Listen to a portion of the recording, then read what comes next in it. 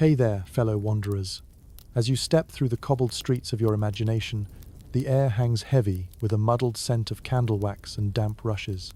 You push open the creaky wooden door of a medieval classroom, and a cloud of dust swirls up, filling the narrow beams of fading daylight that struggle through a small, grimy window. The temperature is cool, the kind of chill that rests in your bones and doesn't leave, regardless of how many layers you wear. Darkness is already creeping in, and the single weak flame flickering on a wax-dripped candle barely holds it at bay. This is not a fairy tale. As your eyes adjust, the scene unfurls around you. Cramped benches lined with nibbling inquisitiveness, and a teacher whose endurance is etched upon every furrow of the forehead. This is not the golden age of learning, it's survival cloaked in syllables. Lessons come laced with fatigue, and the ink-stained hands of underpaid scholars tremble not from excitement, but from hunger and cold. You probably wouldn't last a week. So before we dive deeper, I ask only this. If this kind of raw, unvarnished truth speaks to you, click like, hit subscribe, and leave a trace of yourself in the comments. Tell me your city, your time, your state of mind. Now, dim the lights. Let the hum of your fan blend with the wind of centuries past. Let's begin. And remember, in medieval times, even survival was a luxury. As the candle's wavering light casts more shadows than it dispels, you begin to notice the austere surroundings more clearly. This little nook, serving as a classroom, feels more like a monk's cell. Barren stone walls, increasingly dim from centuries of neglect, encase the huddled learners. You can almost hear the shuffling of feet as students move carefully across the dirt-scattered floor to take their places. Each footfall raises a puff of dust, adding to the musty scent that lingers in the air as persistently as the fleeting rays of daylight attempting to break in. It's a time when natural light is a luxury. The schoolroom window small, with thick warped glass, or mere openings covered with translucent animal skin add only to the gloom. You trudge towards the light source, squinting at the smudged pane that was probably last cleaned decades ago. The plaything of shadows, it reflects a distorted view of the outside world, a world too distant for education's meager warmth to penetrate. Imagine, if you will, your daily struggle as the teacher. With only a scant handful of tottering candles providing illumination, you're forced to relay the wisdom of the ages to your eager, if somewhat smudged, pupils. Their eyes squint through the murkiness, straining to catch a glimpse of the symbols they are meant to engrave into their minds. As one softens their focus, it suddenly strikes you that this environment lacks not only visual clarity, but also an olfactory one. The intermingling sense of unwashed bodies and weather-worn cloaks is a testament to endurance as much as education. Yet, somehow, amidst the obscurity and the shadows, knowledge flows, perhaps aided by the pervasive silence that drapes over the room like a comforting, if chilly, cloak. It's interrupted only by the occasional cough or rustling of cloth, a reminder of lives lived in constraints beyond their control. You stand at the front, a solitary figure in this small cathedral, dedicated to learning, armed with only a stick of chalk, your voice, and an indomitable will. The challenges of teaching here in the murk vastly outweigh those tickling our modern sensibilities. Remember that time your internet was down for a day? Try explaining Euclidean geometry by candlelight. Certainly, Latin declensions and Aristotelian logic have never been more enticing. One might say, historians still argue whether the combination of dimly lit rooms and musty air had any lasting cognitive effects on medieval students, or if it merely honed their legendary patience. Yet, despite the odds, this is an era where education is akin to a religious calling, an act of resistance against the encroaching darkness of ignorance. Here, the intangible is made tangible with every smudge of ink and every droning mantra repeated until memorized. Have you ever tried to remember a friend's new cell number at a dimly lit party, surrounded by a medley of indistinct conversation? It's somewhat like that, except subtract the fun and add a dull persistence. And so, within these dim confines, you carry on. The candle will soon drip its last drop of wax, its light flickering in final defiance before it's snuffed out until tomorrow. A whisper of wind sneaks through a crack in the wall, swaying the weak flame and reminding you of the encroaching night. As darkness takes its hold, Learning pauses for daylight will breathe life into this humble chamber once more. With your imagined coat wrapped tightly against the enduring chill, ponder this: as modernity tempts us with the indulgences of gadgets and lighting aplenty, would we have thrived in such dim recesses of academia, where whispers of knowledge float on the edge of silence and shadows dance in every corner?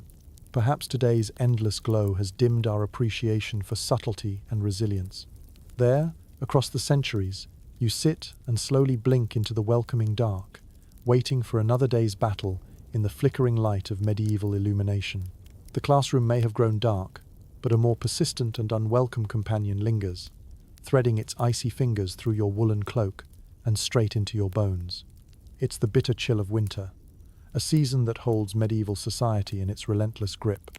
This is a time when central heating is an unimaginable luxury, and the notion of a cozy hearth in every classroom remains but a distant dream. As a medieval teacher, you brace yourself each morning against the penetrating cold, stepping from your modest dwelling into winds that seem to slice through your very essence. The streets are empty at this hour, with only the cold-scorched silence accompanying your journey. It feels as if the temperature is cackling in defiance. Teach against me if you dare. You pull your cloak tighter, an inadequate shield against the pervasive frost. Inside the classroom, the cold is no less oppressive. The walls, mere barriers to the outside elements, seem intent on fostering the chill rather than repelling it. The students shuffle into their benches, their breath misting into tiny clouds, moments of warmth visible if ephemeral. Each child clutches their hands together, breaths huddled in muted prayer for warmth to the indifferent air. In times like these, the flimsy comfort of a single candle, feeble attempt at heating does little to combat the icy tendrils creeping through the room. The cold is omnipresent, an unacknowledged member of the class, attending every lesson and offering no reprieve. You can almost hear its slow, mocking whisper. Why learn of warmer climes? There is only me. Historians still argue whether cold itself shaped thought, pushing the mind inward for warmth, strengthening resolve in students and teachers alike. But here, in your frozen sanctuary, thoughts form with an icy clarity, words stuttering through chattering teeth as numbed fingers scratch quills across frigid parchment. The cold permeates not just flesh and bone, but thought and intention. It is another barrier to learning, as biting as the basic hunger that sometimes gnaws at the mind more than any philosopher's ruminations. Yet one memorable fact emerges from this chill. These are the teachers who laid the foundations for much of what would become the Enlightenment. Perhaps this perseverance against nature's harshness drove them to forge light from darkness. Even the thick garments you wear, layers of wool steeped in chill and history, are seldom enough. The heat that escapes is more readily provided to the learnings scrawled and muttered, etched into the open-eyed spirit sitting before you. You almost imagine that these blocks of humanity striving against the cold, are generating some form of collective warmth through their focus, their aim. Have you ever found yourself in a cold office or library, teeth chattering in defiance, summoning all at your disposal simply to stay awake? Here, imagine it tenfold, with no quick solutions, no electric warmth, no inviting coffee shop nearby, only the steadfast faces around you, each reflecting perseverance, and occasionally a frozen smile of camaraderie. If modern man has learned to shrink from such cold, the medieval teacher learned instead to embrace it, make it a co-conspirator in the quest for knowledge. For who else accompanies you first thing in the morning, until at last you yield to the welcoming warmth of your sleep chamber? Yet, as winter's grip extends into each moment, there's a bonding between those who endure it together. For indeed, it is shared adversity that morphs strangers into companions. The warmth of resolve builds, freezing into determination stronger than any ice-cold shroud. When at last the day's lessons are complete, and the sun dips below the horizon with barely a raise of temperature, you prepare to leave. Gathering your parchments in cold, stiff hands, a glance is spared to your students, huddled together, each animated breath, a promise that they will return and the cycle will continue until warmth finally relinquishes hold again. Stepping back outside, the biting cold greets you once more with open arms. The world is silent, save for the crunch of frosted grass beneath your feet and the gentle slap of fabric against chilled skin. Night falls swiftly, ready to cocoon you and all your dreams of warmth for another few hours. Weaving down the darkening streets, you remind yourself that tomorrow always holds promise. A promise carried by the stoic feelings of the past, an era where survival gnawed at the heart's resolve. Even with your breath and spirit visible on the wind, you march onward to a well-earned reprieve, where goose-down comforts will wrap around you, crafting dreams of spring blooms yet to unfold. Tomorrow, the classroom will awaken again to combat both darkness and the chill, where teaching turns every word into a spark, a flicker against the icy expanse of knowledge yet to be kindled. With a keen sense of determination that defies the chill of another medieval morning, you tread toward the classroom. The hunger that gnaws at your insides is a more familiar companion than the frosty air. Indeed, as a medieval teacher, dealing with one's appetite is an art in perseverance. The simple act of eating, of nourishing both mind and body, is a struggle that shapes every passing day. Food scarcity is not a novel concept in this era. You enter the classroom knowing well that today's task is not only to educate, but also to outwit hunger, a persistent challenge that finds its way into every lesson plan. As the students file in, you notice the faint lines of hunger etched upon their youthful faces, eyes too aware of the priority their rumbling stomachs hold over any complex Latin declension or philosophical debate. Your shared meals with students are hardly decadent affairs. A small loaf of bread, hard enough to double as a classroom tool if needed, with some thin gruel to match. It's an age where delicacies such as creamy rice puddings are reserved for festive occasions or noble tables alone.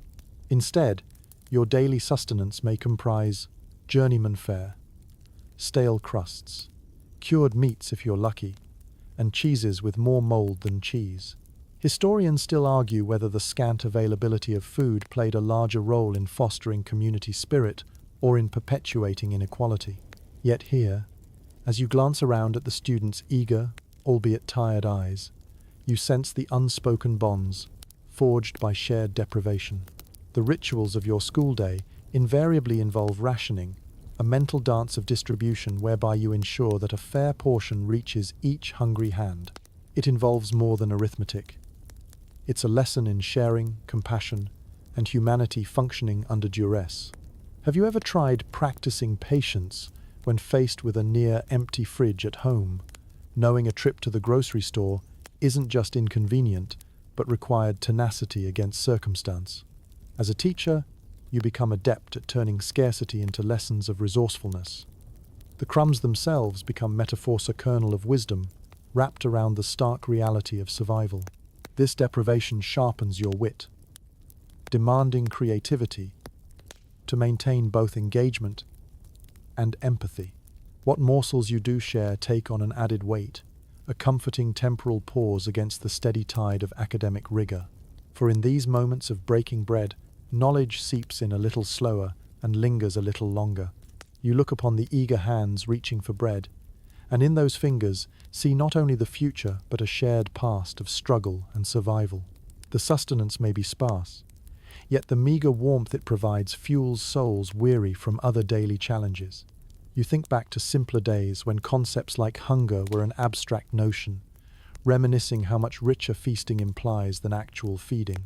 Each bite becomes a celebration amidst the hardship, garnished with an understanding nod, a rare luxury enjoyed, not just with the tasting, but the certainty that eating as a communal act crafts something larger than the individual.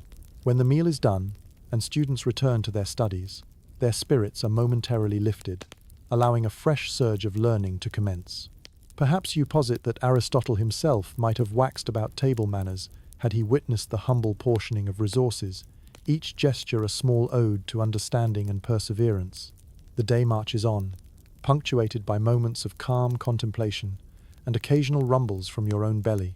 Even teachers are not immune to the pangs that tighten every hollow space, even those filled with philosophy, grammar, and the march of history. You plan, and sometimes your mind wanders toward those plains of feasting that tomorrow might bring if only in dreams. As the afternoon sun slips slowly towards respite, you gather up the remnants of materials and place them back on their shelves. A few sporadic items remain from the day's meals. You carefully tuck these away, conscious of waste and ever hopeful that they will serve again. Exiting the classroom for the evening, the cool twilight air greets you alongside a renewed awareness of hunger. A steely determination permeates your stride as you head home, where your own humble meal awaits, perhaps paired with a story or two of brighter times and imagined bounties. In the quiet solitude of your dwelling, dreams invariably touch on feasts far richer, symbolizing not just survival but celebration. It's a comforting thought for the night as you ease into slumber's embracier promise of the bounty that life could offer even to those who labor against its stark void daily. For tomorrow, though it may bring similar challenges, also holds the hope of shared companionship, lessons in survival that go beyond mere knowledge, and the sheer improbability of determination in breaking the cycle of hunger anew. With the soothing procession of days, the stark realities of medieval life present themselves anew with each morning. As you step into the classroom, you are reminded that in this winding journey of a medieval teacher, challenges extend well beyond the hunger and chill. Today, necessity dictates another battle, the one with sanitation, or more accurately, the lack thereof. The simplicity of the modern convenience, known as the restroom, is a concept not entertained in these ancient halls of learning. As the students settle into their wooden benches, a sudden whiff in the air might remind you that sanitation is a task left primarily to ingenuity and fortitude. In those days, the everyday luxury of private, neatly tiled restrooms is as alien as a concept as is the internet. There is instead a primitive understanding of this aspect of hygiene, often relegated to the use of chamber pots or shared, sparsely private facilities. The delicate conversation surrounding toilet time, if any conversation happens at all, becomes a study in discretion and resilience. Have you considered how uncomfortable it is to shuffle from one foot to the other in a semi-desperate dance, hoping someone calls for a recess? Now compound that with an environment where sharing a pot amongst a dozen others is a fact of life. The learning environment bears the marks of such sanctioned inconveniences. As irony would have it, while lessons on rhetoric and logic flow from the instructor's mouth, sotto voce murmurs of the call of nature often command equal attention. What could be more grounding than a desperate request to answer the call, whispered in the gaps between Aristotle's musings and grammar lists? Through this, historians still argue whether such conditions prepared students better for the rigors of life by instilling silent stoicism, or perhaps they simply became adept at navigating continuous discomfort silenced by society's norms. Yet, as you instruct, there's a realization that these small discomforts are woven into the very fabric of existence. Through the occasional odors and the hushed requests is a broader lesson in endurance, a stark reality check that all earthly knowledge ultimately leads to grappling with life's baser demands. Remember those times when nature called at the worst possible momenta critical presentation, an important phone call? Thankfully, modern solutions exist to address such timely interruptions. But here, solutions involve whispered negotiations and the careful plotting of escape routes. You can almost hear the inner dialogues of students deciding between attentively learning the finer points of Latin or daring a quick, cautious retreat. Despite this continual hum in the background, both literal and metaphorical lessons proceed. The challenge shapes a muted cloak of focus, where both teacher and student become adept at filtering distraction from necessity. The gnawing proximity to basic physicalness only underscores life's cyclical nature, driving every lesson closer to the inner soul. It is also a reminder of our shared humanity that transcends past, present, and future and understanding, that never quite dissipates entirely, regardless of advancements in plumbing or educational theory. Our medieval classroom, in its rustic wisdom, hints at a grounded understanding of community spirit, one where ordinary human needs fold seamlessly into everyday learning, a tradition of camaraderie that endures beyond the walls of this sparse and fragrant hall. As day turns into evening, routine prevails over discomfort. You gather up the parchments with cautious hands, carefully avoiding spills or stains each document, a fragile vessel of hard-earned knowledge. Thoughts of personal respite mingle with brief plans for tomorrow's curriculum. Stepping into the dusk-lightened streets, you're acutely aware of the chilly air, in contrast to the lingering warmth of shared experiences. Perhaps tonight will offer another pause, where simple comforts a warm meal, a quiet moment of reflection briefly offset day's inconveniences. As you return to your humble quarters, you remain contemplative of how these learnt and unlearnt lessons converge. Life, at its core, is a dance between ambitions, knowledge, and the unerring simplicity of human experience, even when faced with a chamber pot instead of a pristine restroom. But as the flickering candle casts relaxing shadows in your room, the trials of today seem to fade, becoming but mere whispers against the rhythm of a coming dawn. Settling into the calm of night, you embrace sleep with dreams that transcend the humdrum courses of daily life.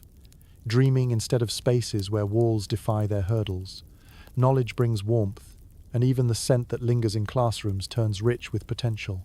Another day, another lesson, and a nod to survival's most persistent demands a promise of the own dawn's gentle whispers awaits. As dawn breaks anew, the rhythmic routines of medieval life usher you toward the classroom.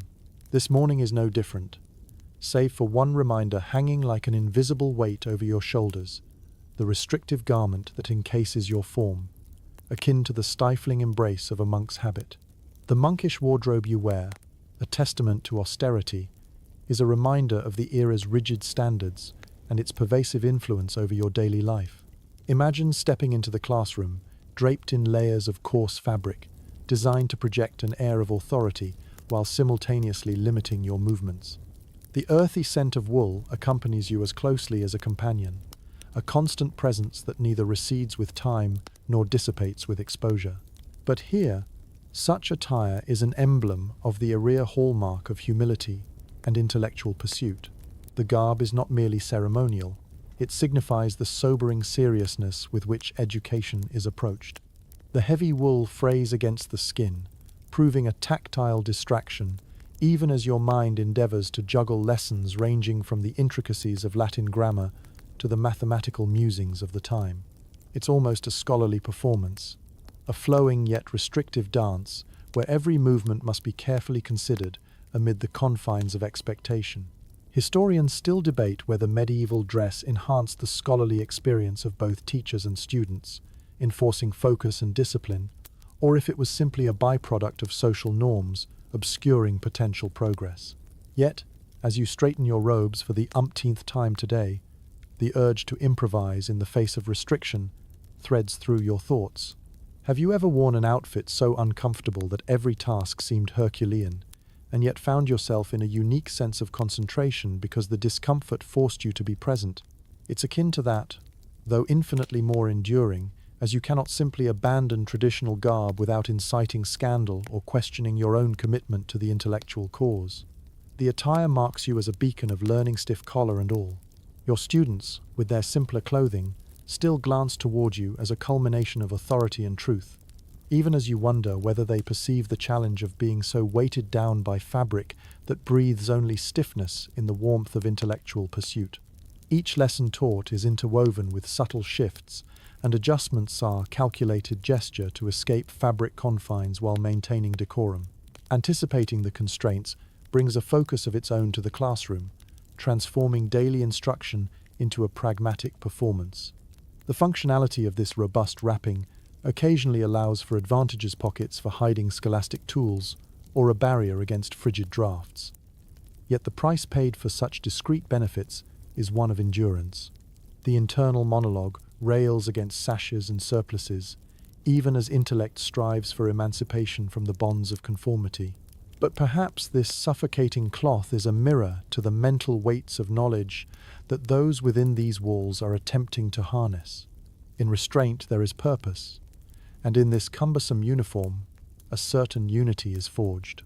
All teachers and some students in the learned halls of this medieval world bear the same burden of dress and the societal goals it represents. As you release the day's robes, setting them aside for another day's re-performance, you almost feel lighter. Cervantes surely understood the paradox of freedom gained through seeming constraint when he penned tales of foolishly ambitious knights. Yet, unwelcome as it sometimes feels, there's confidence in these robes, a reassurance that expectations, restraint, and humility could someday yield wisdom and reflection. And while only the cool night will greet you now, free from fabric encumbrance, Tomorrow you will don the sagacity uniform once again. Another day of medieval schooling in the kaleidoscope, the intercept of learning and identity is newly promised. Uncloaked from the layers of daily duty, your thoughts wander to images of simpler garments not yet realized, where whispers of learning are not dictated by hems and collars.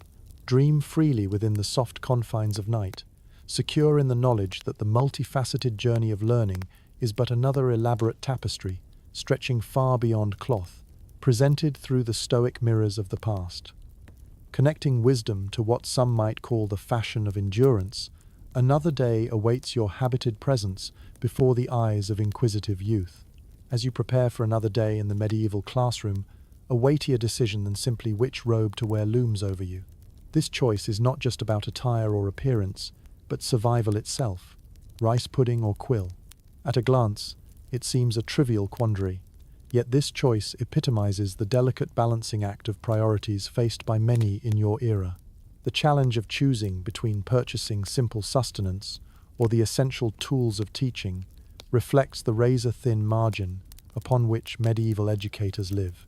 On one hand, food practical and grounding, a necessary companion for body and spirit. The prospect of even the simplest dish like rice pudding, when transformed with the addition of a few precious spices, becomes a rare indulgence, providing the brief comfort needed to face the rigors of daily life. You imagine the tantalizing aroma that stirs hope and anticipation, a fragrant reminder of what could lift the spirits and reset weary minds. Yet on the other side of this decision sits the quill, the very instrument through which knowledge is conveyed. Purchasing a quill means investing in the ability to transform ideas into lessons, to catalyze the minds of your eager students through written record. That slim writing tool, sharply pointed and painstakingly carved from feathers or reeds, conveys more than ink onto parchment. It connects tradition, education, and history in strokes. As you weigh the day's needs against your moderated resources, historians still argue whether such choices fostered greater creativity among educators or restricted their potential. Perhaps the scarcity itself bred a certain innovationa, necessity driven to make every inkwell drop count, and each lesson penned with foresight and intent. Reflect on your own moments of decision, those times when practicality battled passion, a new textbook, or a comforting dinner, both vying for limited budget allocation.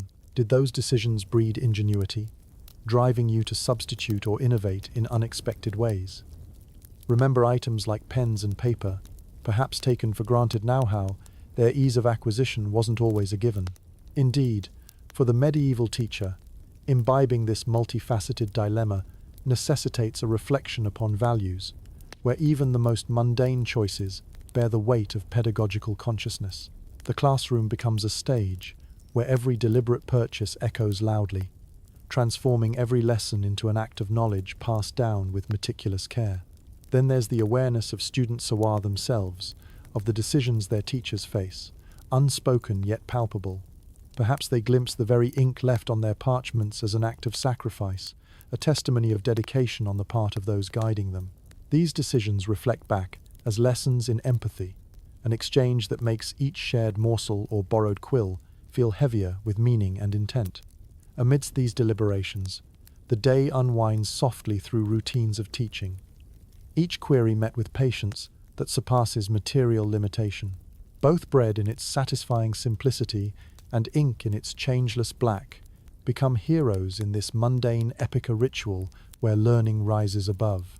Choosing rice pudding or quill, you forge a path where knowledge endures far past quenching hunger or scraping out letters.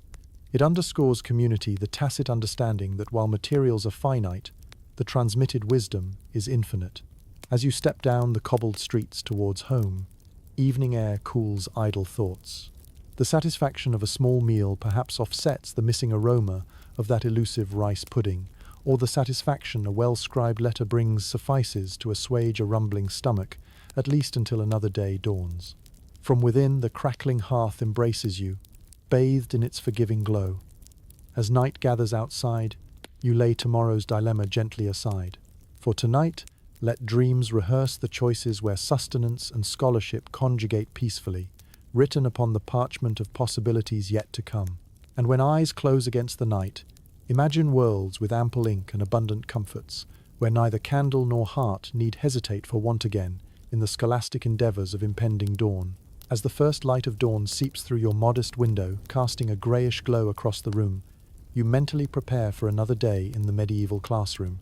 Yet, amid the usual rhythms of teaching and learning, an all-too-familiar challenge awaits zone that scuttles along underfoot or, with grim determination, clings to fabric and hair.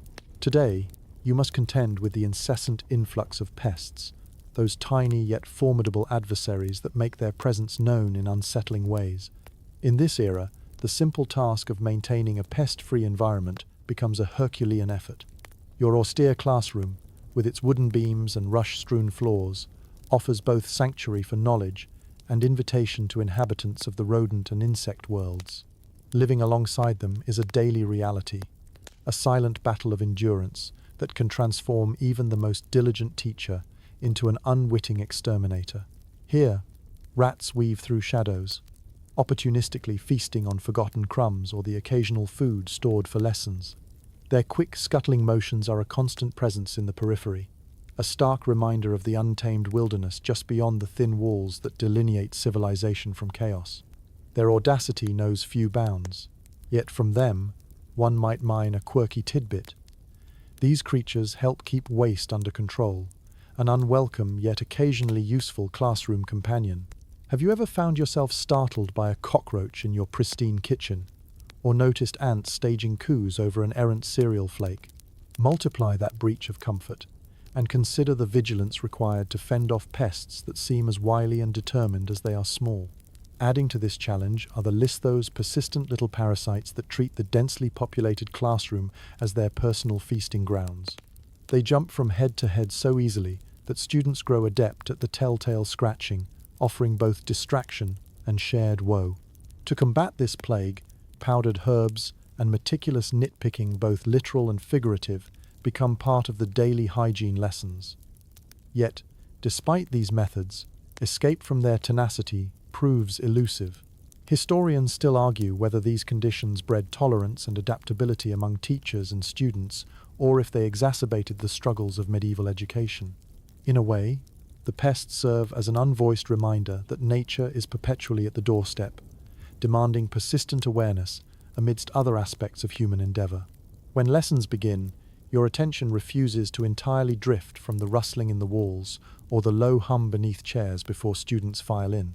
Each sound forms a symphony of unexpected interruptions, where a quick slap of the hand or a deft talon-crushed norm preserves the sanctity of the classroom condition. Yet the students, perhaps through practiced indifference or sheer endurance, manage to focus on the subjects at hand. Their ability to retain composure amid the subtle chaos is a testament to human resilience. They continue learning, embracing the role of knowledge, seekers amid both pestilence and pedagogy. As you teach, subtly monitoring both parchment and pest, you muse that they share similar lessons: perseverance under pressure, ingenuity in adapting to physical constraints, and embracing learning, despite unrelenting conditions. In this way, students study the intricacies of literature while perfecting nuanced strategies for fending off wandering criticized dual curriculum, both unique and unyielding. Daylight dims, and gradually the classroom empties, footsteps echoing through the passageways as brightly as any insight gleaned from whispered wisdom. Once emptied, the classroom's silence is only broken by the furtive movements of nighttime tenants reclaiming their territory. You snuff out the lingering candles, sparingly preserving every drop of precious wax for tomorrow's continued lessons. Wandering beyond walls into the open air, you inhale deeply to cleanse your senses, temporarily removed from the insistent reminders of nature's omnipresence. This respite holds promise of calmer worlds beyond the night, a gentle embrace of tranquility, as pest-free as the imagination dares to dream. As your home embraces you in the evening calm, you take solace in knowing perseverance prevails over pests for yet another day. Closing your eyes to the quiet hum of collected thoughts, sleep will carry visions of pestless paradises just a thought away, where even uninvited guests respect the pursuit of endless learning. Tomorrow welcomes new chances to navigate the crossings between knowledge and endurance, continuing the perpetual dance of a medieval classroom's myriad challenges. As the light of another dawn creeps into your quarters, casting its gentle tapestry across old stone and shadowed wood, you instinctively brace yourself for one of the more daunting aspects of your medieval teaching, duties dispensing discipline to your students. The idea of using a stern glance or firm word may seem ineffective in this age, where corporal punishment reigns as the preferred mode of maintaining order within the confines of the medieval classroom. The very air seems wrought with anticipation, echoing the clang of weights, the whisper of straps, and the ever-present spectre of the infamous dunce cap. It's a grim necessity, this disciplinione that stirs unease in your heart, even as tradition demands your compliance. As a medieval teacher, the authority to wield physical correction is as much a responsibility as it is a mantle inherited from generations past. It's a time when correcting behavior takes on a far more literal meaning, yet there lurks an irony in the thought that knowledge so gentle and unobtrusive should require such stern measures to effectively impart. As students file into the room, their keen anticipation mingles with a certain wariness. Their eyes flit across the room as if to reassure themselves of their comportment, as even slight missteps can trigger the repercussions lurking just inches behind your desk. The tools of disciplinia stout rod, a leathery strap serve as constant reminders of the unyielding expectations that govern this scholarly microcosm. Historians still debate whether such methods fostered more respect for education among students or simply exacerbated resistance and fear. Those instruments of correction, carried out all too often with harsh precision, silently convey messages that resonate far beyond corporal might and attempt, perhaps naive, to mold young minds into decorum and learn notes. Fast forward to modern times, and you may chuckle a sheepish smile of relief as the sting of a ruler to the knuckles fades into tales of "when I was young" shared over coffee, reverberating the recollection of more humane methods adopted since then. To align perspective with experience, consider those final days of gym class rope climbs and awkward rite of passage now dimmed by progress, or, some might argue, reprieve. Yet within these medieval walls, order is deemed essential, as sparking minds require a controlled environment. Perhaps even now, as you stand amidst the eager rustle of inked parchment and muted murmurs of recitation, there's a deeper yearning to cultivate respect through consistency, empathy, and innate authority, rather than forceful submission. Yet knowing this struggle, you temper duty with patience wherever possible. The stubbornness of some students demands careful judgment against a backdrop of customary correction. The spectre of the dunce caper, pointed symbol of public embarrassments, serves double duty to discipline while providing a backdrop for shared understanding at the expense of the wearer's pride. Yet in that shared shame may also flicker the seeds of kinship, a fragile alliance when all must, at one time or another, labor under the weight of expectation. Amidst repetition and rote learning, there emerges a rare bonds-building moment where correction yields to collaboration. The collective hunger for knowledge, hunger that endures, even amid discipline's shadow fosters, insight into not just scholarly principles, but the core of understanding, humanity, and compassion. Throughout the day's trials, one realizes that beneath every punitive appearance lies the heart's intention. A teacher, in truth, seeks not subjugation but companionship along this challenging path, shared voyage toward unknown enlightenment, staring into dawn through a fog of mystery, yet uncharted. As the final lesson dissipates into a murmured stream of departing students, the remnants of today remain, seats askew, parchment half-rolled, symbols of an inevitable dichotomy between discipline and learning. The tools of authority sit untouched upon the desk relics resigned to history's judgment. Tomorrow, as dawn's gentle flicker beckons again, each day remains an opportunity for refinement amid these temporal challenges, where learning surpasses its physical boundaries. Evening's soft whispers segue into dreams, where imagination paints worlds untainted by rod or reprimand guidance, curiosity, and empathetic teaching leading the charge. Your aspirations for such progress weave into the warm voil of sleep, underscoring dreams where even the hearts once tethered find release onto paths painted gentle with shared wisdom and emergent tomorrow. With the coming of a new day, the medieval classroom awaits, an oasis of learning amidst the pervasive uncertainties of the age. Yet, as you take your place among students seated on roughly hewn benches, you encounter another formidable challenge: the sparse landscape of educational materials.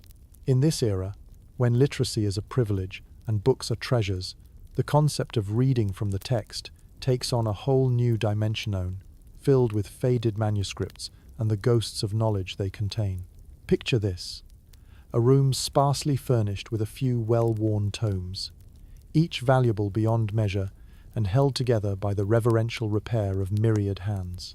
The faint smell of ink and inky perfume, lingering from the pages fresh from the scribe's quill mixes with the subdued aroma of aging parchment, a potent blend that becomes synonymous with learning despite the lack of abundance. As you endeavor to conduct your lessons, you're immediately aware of the limitations that waft within these tomes. Many of these books, intricately illuminated and handwritten, are not just hard to come by, but the endeavor to decipher hastily scribed Latin can feel akin to traversing a labyrinthine riddle without end. For you and your students, textbooks that today might weigh lightly on the mind, yet heavily on ennui, are a distant vision, imagine, if you will, possessing but a singular path to the garden of knowledge, where entry is only granted to the deserving and the determined. Educational diversity is as fleeting as a warm summer breeze in this setting. Materials lean heavily towards scriptural or classical sources, dominated by doctrines of church and philosophy. Historians still argue whether this narrow avenue of education stifled creative thought or laid the indispensable groundwork for future intellectual outbreaks, both constrained by the parameters of available material, yet propelled by human curiosity's boundless potential. Recall those instances where textbooks felt nothing but excess burden favoring digital insights over weighty tomes, where you luxuriated in near-endless online information and enjoyed elusive comprehension at the fingertips. With ample resources, passion follows seamlessly, as knowledge begs but simple discovery. Chapter by faded chapter, line by laborious line, the knowledge shared becomes something personal and cherished. As students cluster around rare tomes, huddled close against the chill and intent on shared understanding, you sense the urgency within their curiosity. The scarcity sharpens every mind, fostering intense attention and active engagement, with each whisper of turning parchment akin to unleashing whispered secrets of the past. With no ready recourse to supplementary texts or learning aids, innovation becomes your subtle accomplice. The role played by your very voice carries the bulk of knowledge transmission and art of storytelling that weaves facts into narratives, breathing life into dry records. The spoken word transcends deficiencies in materials, uniting pupils in regard to tales that challenge reason, stir imagination, or elicit profound silence. And within these stories thrives the heart of teaching, extending the boundaries of limited text through dialogue and debate, a collaborative push against the chains that bind intellectual growth. Returning ceaselessly to these scant volumes fosters not just hunger for learning, but a means of fair exchange. The absence of plentiful resources makes each discovery more vibrant, each insight more profound, as the community of learners navigates together through the literary drought. As lessons draw to a close and students gather their things, each still hungry for the next leaf of intellect, you stand amidst a classroom that's more than just a repository of knowledge. It's a testament to perseverance, an animated sculpture of shared dreams meticulously etched into an era that champions adaptation, dedication, and imagination anew. As twilight falls, you wander home, elated in knowing that today's limitations are tomorrow's propellants, and dreaming of a future where each mind holds keys to endless caches of unburdened knowledge. Within your own nighttime, musings or visions of libraries abound, where books and bright minds mingle freely, sweeping away their dusty confines and writing stories untethered by scarcity. Nestled within the embrace of night's quietude, thoughts drift to parchment-rich palaces where creativity rejoices in the vibrant glow of exploration. Within your dreams swirls the promise of ample tomes, reshaping history's barren pages into the luminous sheen of tomorrow's endless discovery, each bound in the sincere quest for wisdom, tempered with purpose. As the light of day sweeps into the medieval classroom, casting long shadows across the weathered floor, you prepare once more to unravel the mysteries of knowledge in a uniquely constrained context. Here, in this space, dominated by faded manuscripts and the echo of sparing words, the act of learning frequently distills into repetition and the recitation of carefully memorized chants. Today, the journey leads us deep into the heart of Scribbles and Scribes, a realm where hand-copying reigns supreme and the diligence of memory rivals the endurance of ink. In an era devoid of printing presses and the conveniences of modern publishing, the creation of educational materials is an arduous enterprise. As you scan the rows of eager or occasionally drifting eyes, it is clear that memory is not merely a tool, but a necessity, the bridge between what exists and what can be espoused. Knowledge, when it manifests, dances across worn parchments, painstakingly replicated by scribes whose labor is entangled with devotion and tedium. Imagine the drone of students repeating verses or concepts in unison, their young voices a chorus meant to capture whatever wisdom can be seared into mind. This isn't rote memorization as we know it today, a task familiar to anyone who's crammed for an exam. Here, it is a life-linear survival strategy amidst the scarcity of written words. The students sit closely together, reciting lessons like mantras, their eyes trained on the master who steers their illuminate course. Have you ever found yourself trying to memorize a speech or a poem, reciting it over and over until the words became muscle memory? It evokes that sense of repetitive rhythms, embedding effects deep within, and now stretch that effort across entire tomes, where every detail must be preserved and passed on like the most treasured heirloom. Overseeing these efforts, you occasionally reach for a quill, engaging in your own bout of scriptorial labor. Historians still argue whether these methods ingrained an excellent recall among students and scribes, or if they limited broader critical thinking. Yet here, in the humming sound of learning by heart, a delicate orchestration blooms, a blend of minds enmeshed in tradition's rhythmic embrace. The process of copying texts involves near sacred attention, each stroke of the quill a meditation in itself. The handwriting of monks and teachers alike, with steady hands and unwavering focus, inscribes the lessons upon parchment, an indelible mark, reflective both of individual devotion and collective effort. It's a task sometimes shared by senior students, initiated into the art of preserving and passing knowledge, one copied line at a time. This labor of love connects you to an unbroken line of sharers and bearers of wisdom, folds you into a legacy of illuminated manuscripts. Each embellished script and flourish becomes more than mere decoration, but a vessel of human perseverance. The precision required rivals that of any discipline today, a creative dance between fidelity to the page and artistic impression. Such a cornerstone of education breeds innovation by necessity. Without printing presses to ease dissemination, the copyist's hand demonstrates allegiance to knowledge, ensuring its transmission across generations. This task forces a blossoming of memory work, a seen symbiosis between the scribe and the spectre of thought immortalized by ink and toil. Throughout these lessons, remembering is not confined to personal knowledge, but part of wider cultural repositories.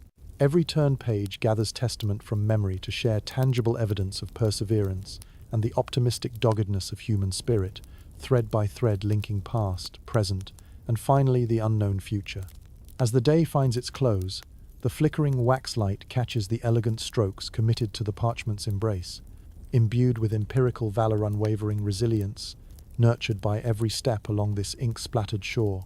Step by moderate step, within the safe cocoon of these shared words, a deeper understanding graces each student, bound by a scribal companionship that defies time. Returning home, echoing memories of today's learning in ear and mind, you ponder a world where printed books would make current challenges obsolete, even as you wonder if the sense of shared discovery might dwindle in their wake. With the coming darkness, you settle into visions where endless pages open to receiving ink spun in kindness, forever mapping the unending journey of knowledge. Through the night's calm embrace, the fantasy of printed wonders weaves through dreams of easy access to tomes. Yet, embedded is the remembrance of spirit and intent, capturing the heart of education immeasurably cultivated against all odds. Tomorrow's dawn, ready yet again anew to inscribe wisdom on its eternal march. As dawn spills its silvery light across the medieval landscape, casting hints of warmth over the cobbled streets, you set forth once more toward the classroom. Lessons learned. Lessons taught an eternal cycle, punctuated by the relentless demands of the material world. Today, your thoughts linger particularly on one of the most pressing challenges faced by you and your fellow teachers: the woeful inadequacy of pay. It is an era where the notion of fair compensation for educators seems but a fleeting shadow, a wisp caught between duty and societal value systems. In this medieval setting, the role of the teacher, while revered for its contribution to knowledge and civilization, is alarmingly undercompensated, a near paradox when considering the esteemed nature of the work. The pursuit of education comes with a price, a cost often shouldered with scant resources. As you slide into the familiar rhythm of the day, the classroom waiting as expectantly as the faces peering up from worn desks, the knowledge that your efforts will not translate into substantial financial security is ever present. This inadequacy is not just an inconvenience, it's a source of anxiety that hovers over even the most dedicated teacher in the Guild of Learning. Imagine living in a world where your paycheck, if you receive one, must stretch impossibly far, where each coin jangles against your hopes as much as our stomachs. It's a financial tightrope that dances between survival and passion for teaching, a balance precariously maintained with every meager penny earned. Historians still debate whether this poor pay was largely due to widespread economic constraints or the undervaluation of education as a profession. Regardless, it's an indisputable reality for educators of the time. You may find comfort in the communal spirit with fellow teachers, a shared understanding of necessary thriftiness that breathes humor into this poignant imbalance. Have you ever found yourself at the end of a month, balancing groceries against a sudden expense, conscious of the limits within which you operate? For medieval teachers, this juggling act isn't just monthly, it's constant, a subtle dance with frugality that intertwines every aspect of life. Choices such as purchasing warm clothing for winter or more candles for illuminating night lessons demand careful deliberation, with every choice magnified by limitation. In witnessing the dedication of your students, you glean moments of hope from their progress, points where intrinsic reward triumphs over the lure of coins. They hang on each word, each carefully recounted fact, and each stirring tale spun into knowledge that, though weightless, leaves an indelible mark-proof that fulfillment can transcend fiscal boundaries.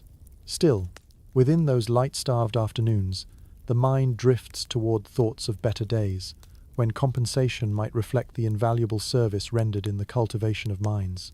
Dreams flicker subtly across the parchment, offering glimpses of a world where teaching is as economically sustainable as it is socially enriching.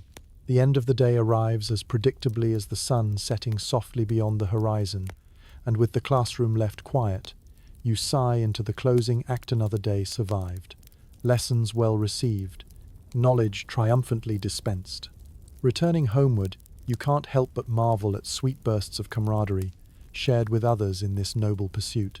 The financial challenges refuse to overshadow the rich tapestry of subtle triumphs that weave every day together, marking it as one step closer in easing the paucity of coins through the richness of mind. Within the sheltering gloom of night, you allow your thoughts to stray to a future where fair pay builds monuments out of hearts whole and dedicated. With familiar routines shadowing repose, you tuck away ideals for another dawn, a promise for teachers of tomorrow to find both purse and passion aligned, their toil duly recognized within a society readily embracing the wisdom they gift. Allow sleep to cradle you gently, where boxes of riches lay unclaimed not in gold, but crystalline intellect. As the ring of coins can fade into a dream, remember, tomorrow also enfolds futures, where worth unveils itself not merely in currency, but in perpetual advancement, empathy, and abundant growth in both pocket and spirit. With the first signs of morning sun stretching across the horizon, you prepare for yet another day of imparting knowledge, the medieval classroom awaiting your presence. Today, the path to teaching stretches before you, a journey as challenging as it is profound.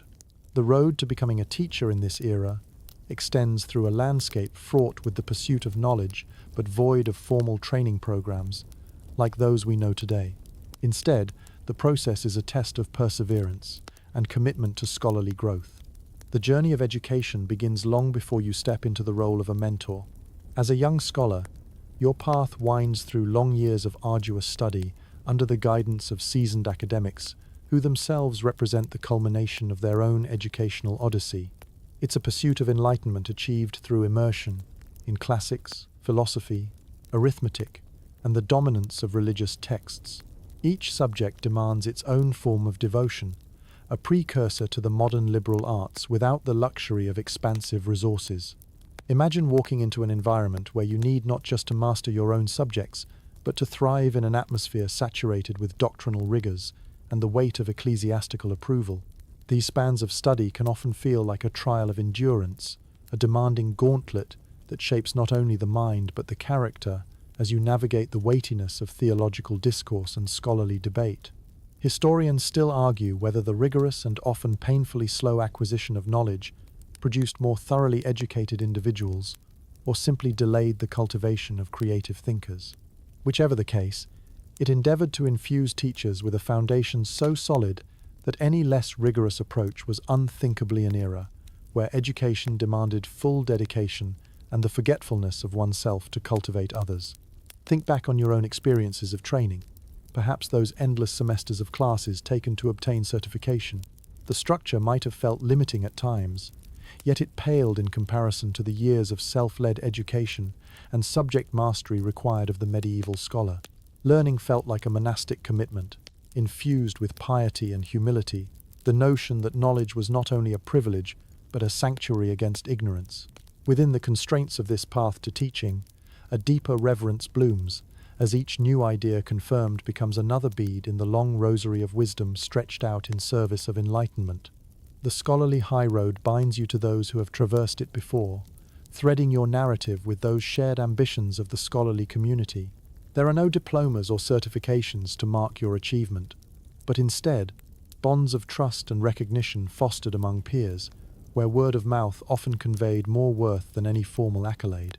Back within the medieval walls, you call upon these learned experiences to invigorate lessons, sharing tales woven from scripts so dense that only practiced eyes can decipher their purpose.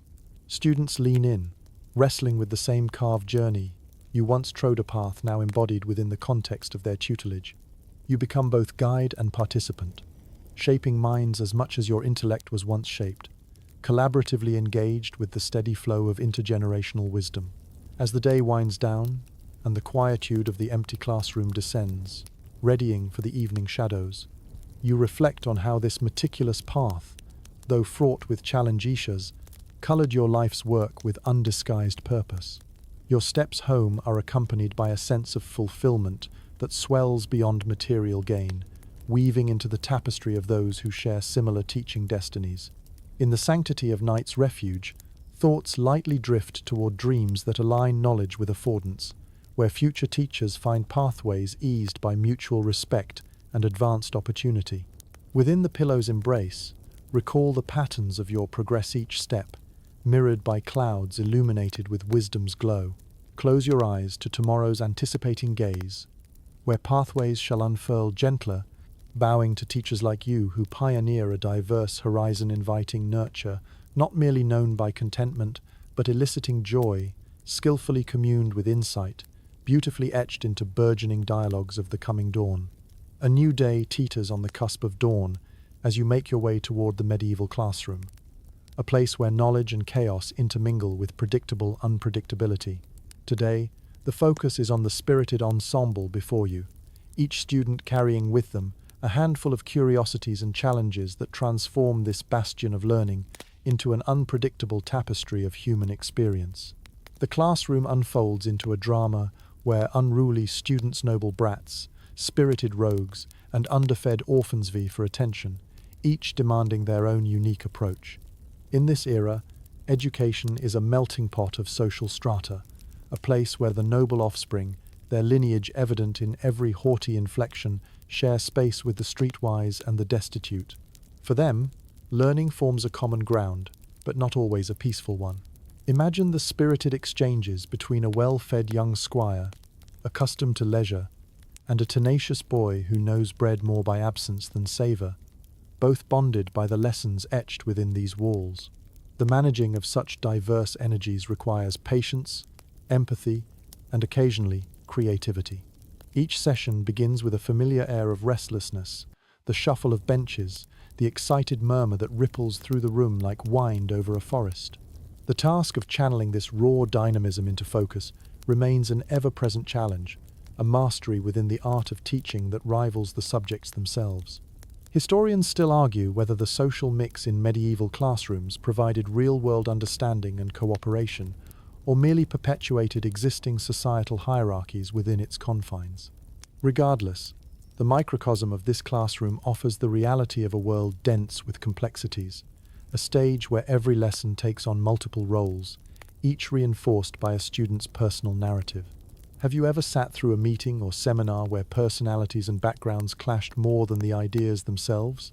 Here, multiply that by youthful exuberance and the need for guidance, and you have the essence of your daily reality. Even with today's sophisticated approaches, a teacher's job demands an agile mind, able to pivot from conflict to cohesion in the heartbeat it takes to turn chaos into concert. As you navigate these spirited waters, you embrace your role as both orchestrator and mediator. The unruly students challenge authority with cheeky grins, daring the classroom boundaries.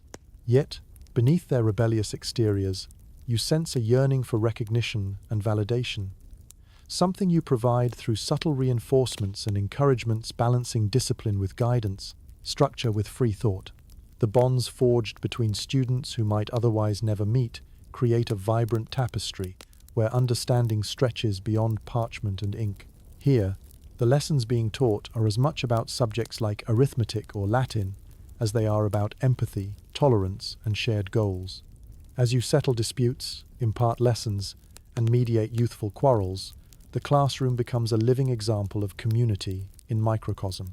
Each day weaves its rich assortment of anecdotes and learning into a broader narrative, embedding in students the values they carry beyond these stone walls. The noble young squire learns the strength of humility and cooperation, while the streetwise youth discovers the power of nurture, intellect, and aspiration lessons taught by fellow classmates as effectively as by any book. As the day relents into dusk and students file out with tired eyes and yet untamed energy, you consider the subtle victories achieved in moments amid lessons. Your steps echo through the now silent halls, a reminder of the raw energy left behind, a hum of learning, laughter, and sometimes chaos that imprints itself onto your consciousness. The flicker of night softens the day's bustle, wrapping you in a tranquil calm as you return home. Sleep embraces you with it woven into threads of dreams where diverse faces exchange stories, laugh together, and find purpose beyond adversities, echoing the truth that humanity's unity extends within and beyond spaces shared. Within the delicate web of your dreams, the boundaries of classroom walls dissolve into the wider canvas of life, where each unruly moment breezes into its own rhyme of unitia. Promise whispered unto nights, where tomorrows promise rich and abundant joy within the gathering glow of an enlivened dawn. As the sun paints early light across the medieval skyline, heralding a new day, you move steadily toward another round of teaching. Today, however, your thoughts wander beyond the classroom's stone confines, drawn into the myriad challenges faced by educators in this era. Beyond the lessons and ideals lies a stark reality: the necessity of juggling multiple roles to make ends meet. Enter the world of the side-hustly necessity when teaching alone doesn't suffice to fill the purse or table. For medieval teachers, the profession's sole focus isn't enough to cover all the financial bases. Though the heart may reside in education, survival mandates a diversified portfolio. Many educators find themselves engaged in a plethora of occupations: clerical duties for the local church, bookkeeping for merchants, or legal scribes for the town's magistrates. Each pursuit becomes a balancing act, a testament to resilience and resourcefulness that medieval life demands. Imagine spending hours weaving through Latin conjugations with eager minds, only to rise from the classroom desk and change tracks entirely, embracing the precision of ledgers or the interpretative dance of medieval law. The ebb and flow of this dual identity can feel both exhilarating and exhausting, straddling the worlds of intellectual pursuit and pragmatic need with equal parts care and dedication. Think about your own experience with balancing commitments, perhaps working part-time jobs while studying or navigating the demands of a modern side gig. Yet here, those extra roles become more than supplementary income. They are fundamental survival strategies. For medieval teachers, the pursuit of intellectual engagement and creative tolerance must yield to homage when a day's wage looms entangled with diligent thriftiness. Historians still debate whether these secondary occupations detracted from the quality of education, or if they enriched the teacher's life through a broader exposure to the pulse of medieval society. Nevertheless, these tasks serve as dual insights into both the wider world and oneself. Allow this reality to transform perceived limitations into opportunities for growth, where teaching finds its roots as much in practical wisdom as in textbook lore.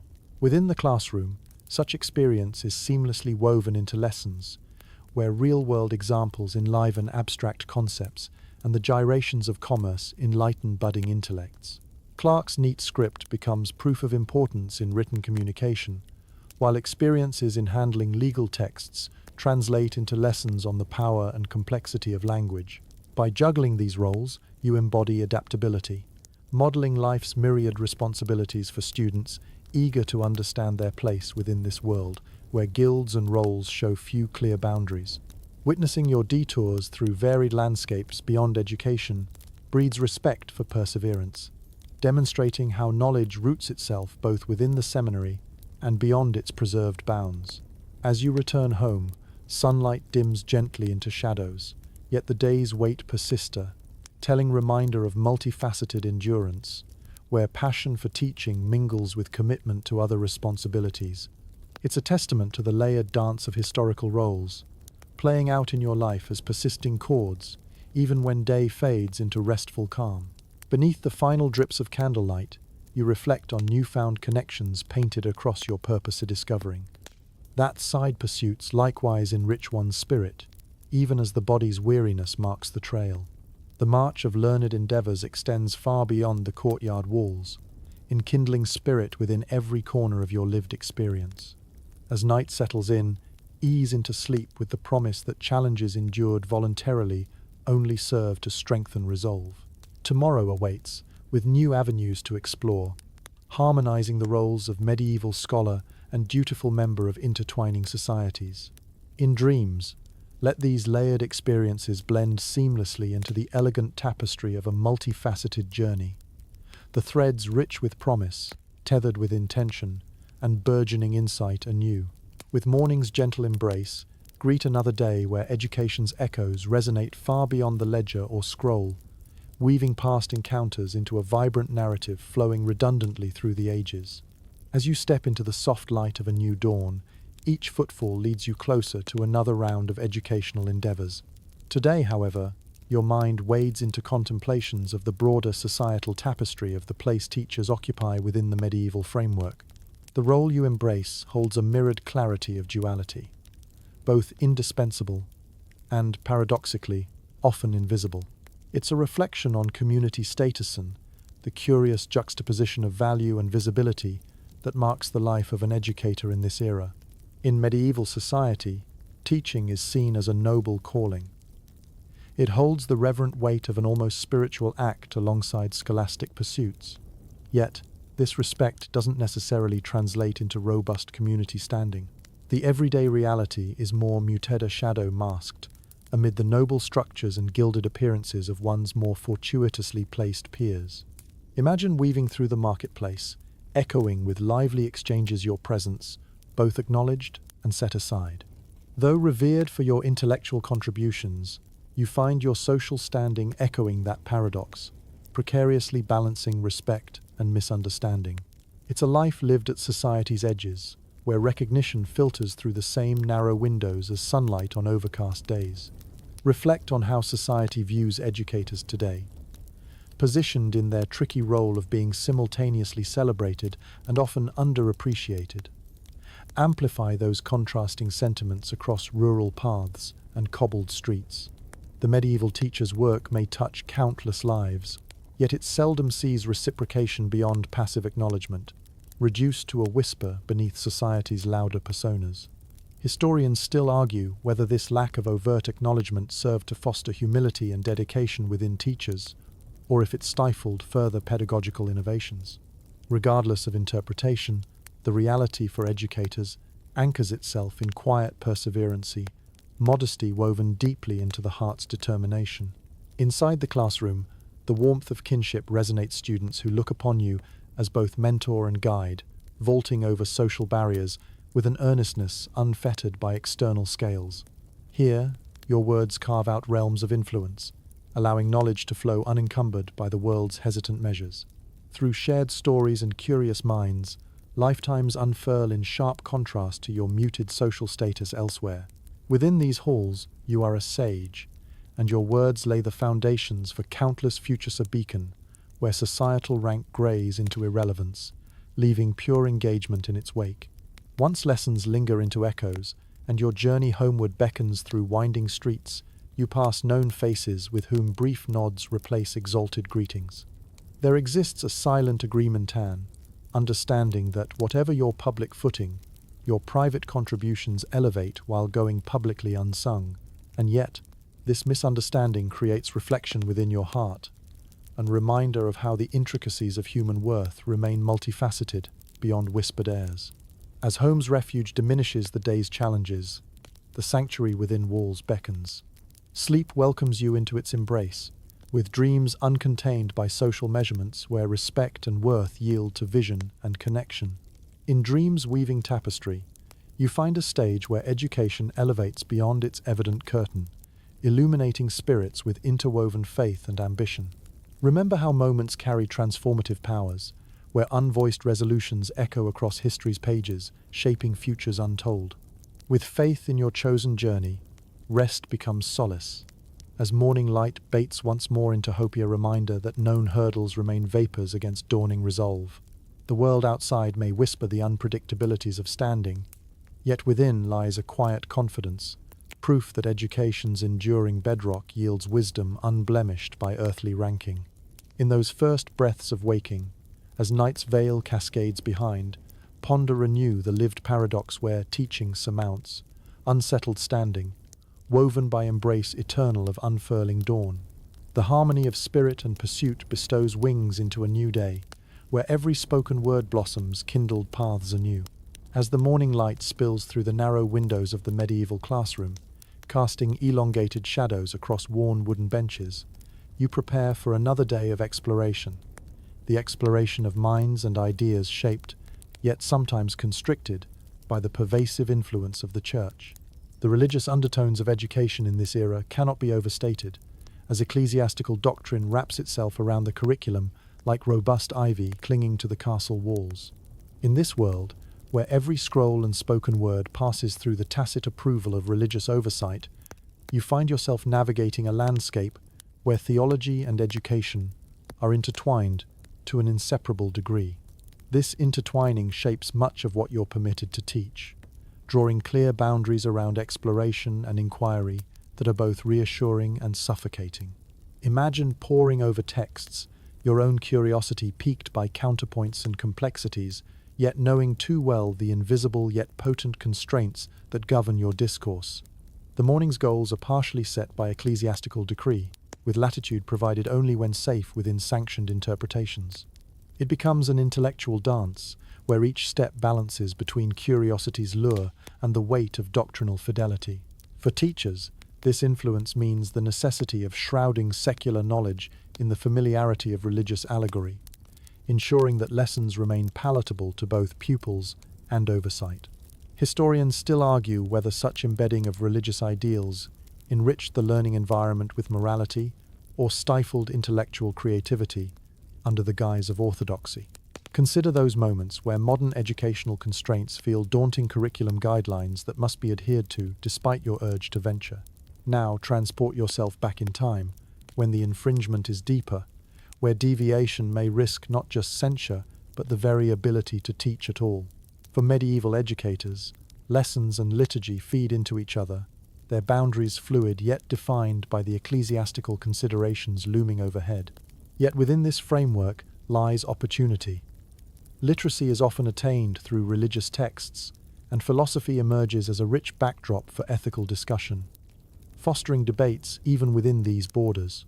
As you guide students through doctrines, the emphasis on interpretative skills naturally rises, encouraging them to read between the lines, to discern subtlety, and to appreciate layers of meaning, both intended and accidental. Inside the classroom, the fervor and faith of young students blend with the age-old cadence of liturgical learning. The echo of prayers melds with arithmetic discourse, creating a harmony that strikes a balance between knowledge and piety. They learn to navigate this confluence, sharpening intellects within a system that, while restrictive, encourages an adaptive resilience. The day's lessons come to a close, trailing off into thoughtful murmurs, as students depart into lives shaped by intertwined convictions.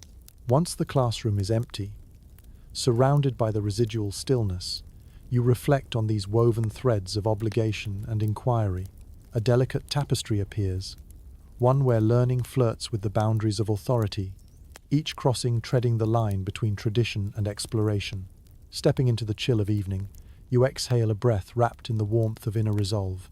The quiet walk home offers a moment of gentle balance, a meditation between design and discovery, within the boundaries of your teaching calling. That night, sleep gathers you into a restful embrace, with dreams persistent, where constraints dissolve into opportunity, forging paths rich with insights only reachable through shared dialogue.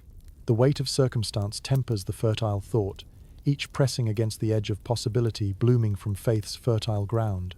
When morning returns to grace, the skies with its welcome light awakens solid in conviction, a teacher, embracing boundaries, revealing and expanding knowledge to breathe within them. The horizon waits, embraced by the lessons of yesterday and the promise of tomorrow's enfolded in education's enduring career compass, steering wisdom home into the heart of each evolving dawn. A soft haze clings to the landscape as you set out this morning, threading your way through the familiar pathways toward the waiting classroom. Today, you find your thoughts drawn to the divergent challenges faced by educators, determined not by curriculum but by geography. The urban and rural divide that exists within the world of medieval education presents a unique set of hurdles, each anchored within its distinct environment and yet drawing the same breath of life. For those who teach in bustling towns, the energy is palpably the air thick with the sounds and scents of commerce, citizenry, and commotion.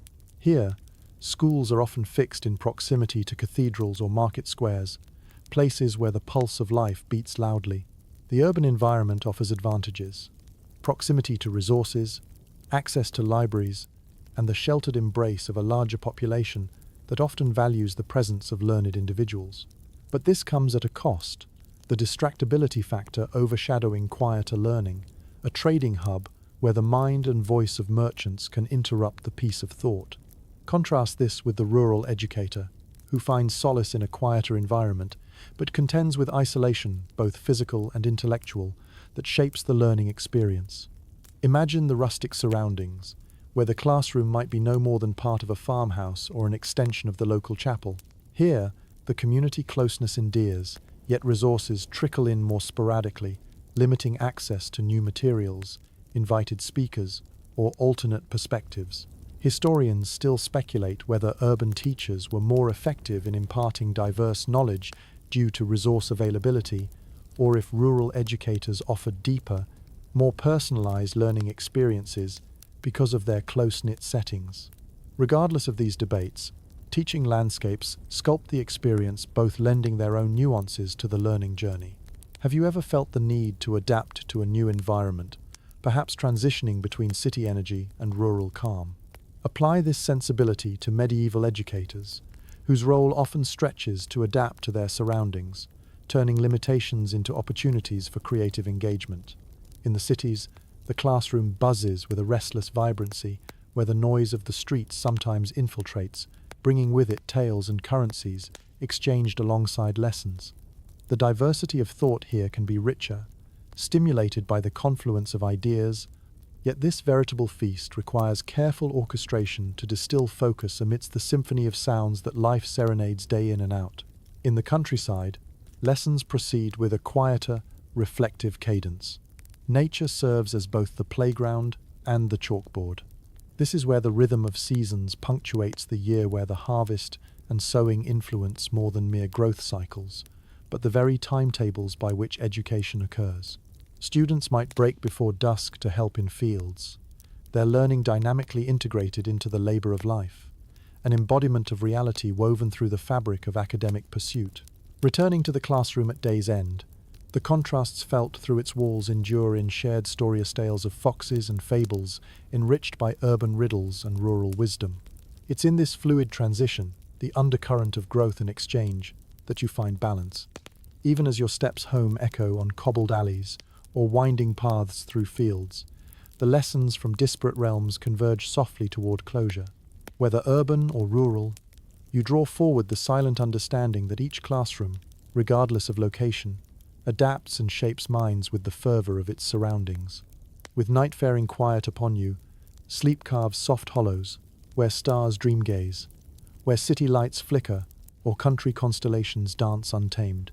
In these gatherings of hope, reflect on both worlds, where educators bridge knowledge and nurture, mind born across bridges of a collective dawn awaiting light.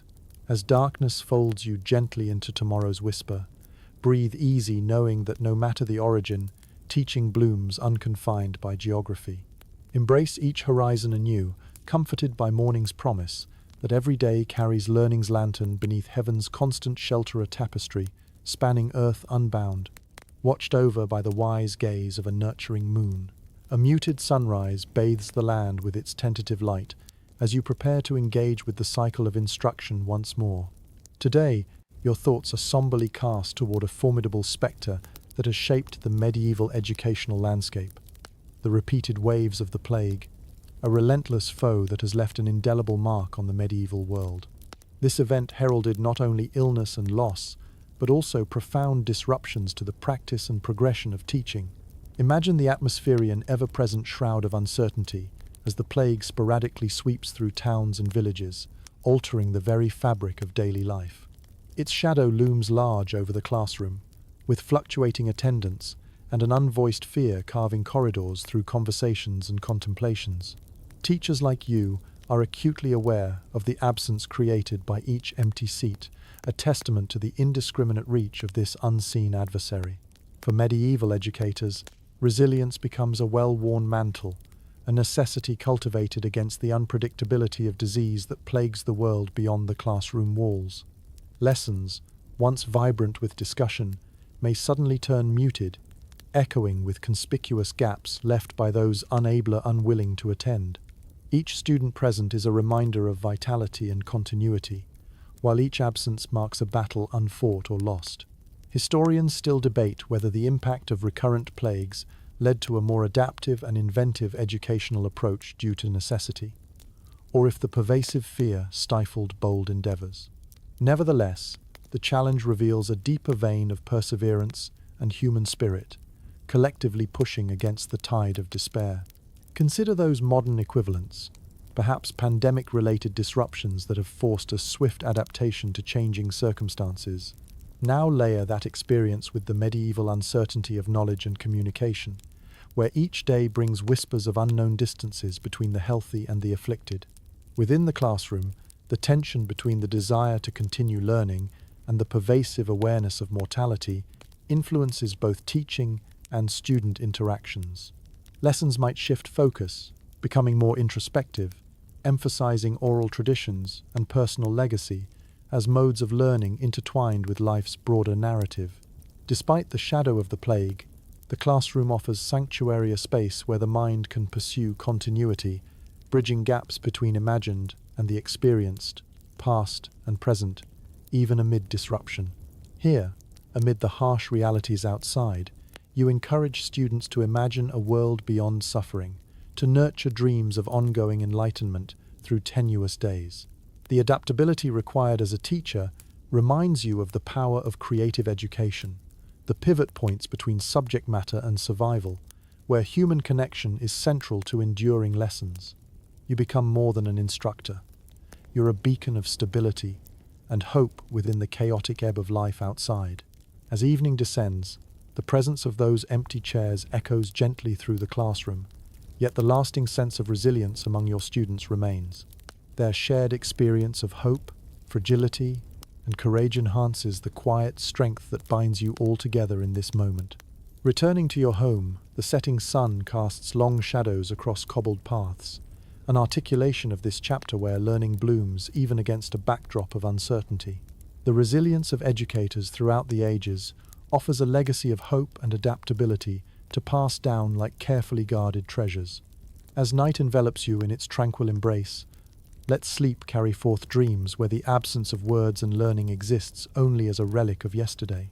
In these dreams, the spirit endures undaunted, illuminating paths that stretch beyond today's trials, crafted elegantly from knowledge unfettered by fear's dark hand. Upon awakening, carry with you the assurance that despite the shadows the plague casts, your role remains pivotal, a light through which the continuity of hope and knowledge shines undiminished, casting healing whispers onto a vista of a new day, itself an expansive canvas waiting to be painted by the lessons of humanity's better angels. As the dawn unfurls its gentle promise across the medieval landscape, you make your way toward the classroom, a sanctuary of learning amidst the tumults of time. Today's focus centers on a challenge, as intricate as language itself, the clash of tongues that resonate within these walls. In an era saturated with linguistic complexity, teaching is an art form, a delicate balance between the revered lingua franca of Latin and the various vernaculars spoken by your diverse array of students. Latin stands as the cornerstone of scholarship, the language of the church, philosophy, and science, expected of any educated mind. Yet, this expectation often collides with the reality of your students' world, where their native tongues, French, English, German, or countless other dialects, dominate life outside the classroom. As you orchestrate the day's lessons, you become both a teacher of lexicon and a guide bridging linguistic divides. Imagine the symphony of conversations, where Latin mingles with lively vernacular expressions, underscoring both the unity and the fragmentation of this era. Your task is to navigate these complexities, fostering understanding in students who may recite Latin lines with skill, yet struggle to connect them with their everyday experiences.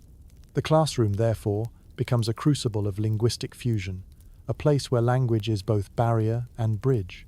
Historians still contend whether the dual language approach enriched or hindered the learning process, fueling creativity or breeding confusion.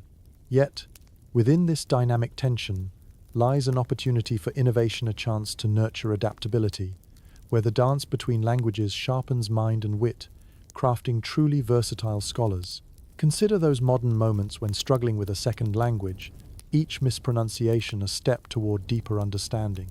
Now amplify that experience across all subjects, where the acquisition of language represents not just communication, but access to the corpus of contemporary and ancient knowledge, each lesson a stepping stone toward awareness. Within these ancient walls, you deploy creativity as your ally, using context and cross-reference to weave a tapestry of comprehension. Students decipher Latin texts, unraveling them like mysteries, while vernacular dialogue allows them to articulate thoughts and ideas, grounding learning in their reality. It's a skill honed through practice and patience, where each phrase works to demystify broader concepts, turned by understanding tongues. Through these endeavors, laughter often softens frustration. Misstep in Latin turned humorous anecdote shared among peers.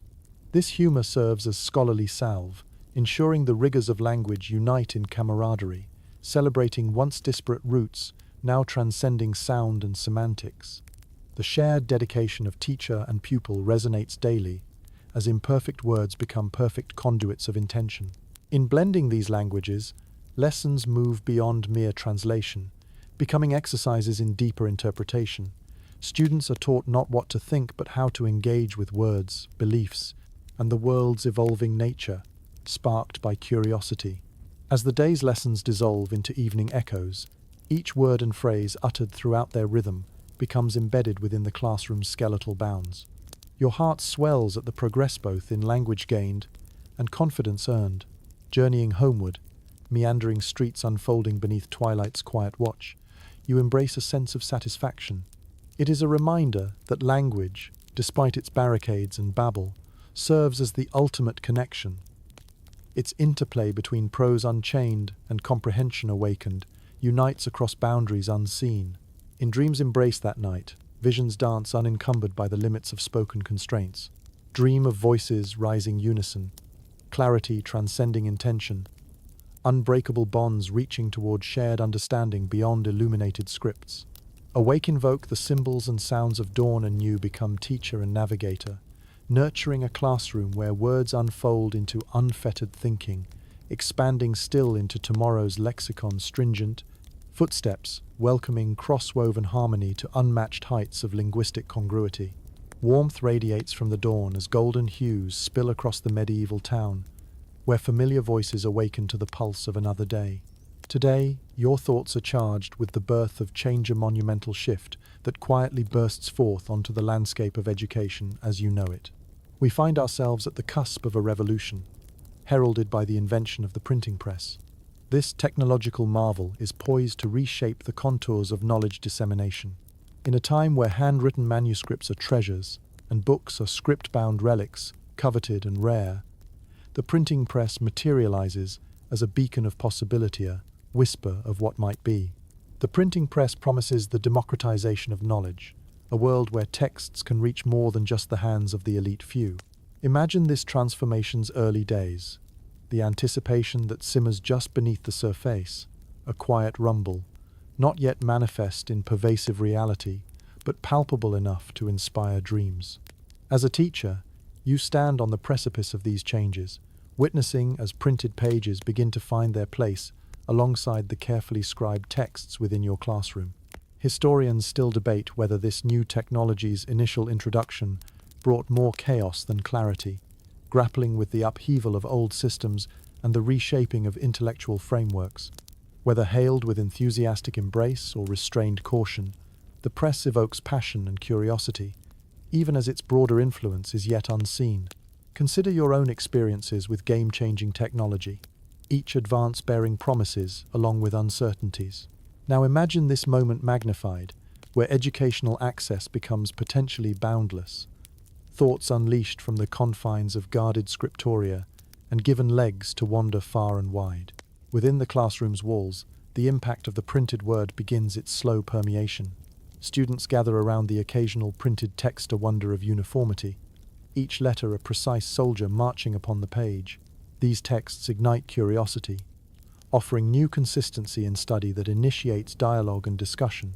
The press's promise reverberates beyond mere affordability. It introduces new disciplines within your teaching. Prescribed readings encourage critical thinking as students compare multiple texts, honing discernment skills essential to their academic and personal growth. Here, education begins to weave a tapestry of perspectives, where the printed page encourages the examination of concepts in tandem with voice.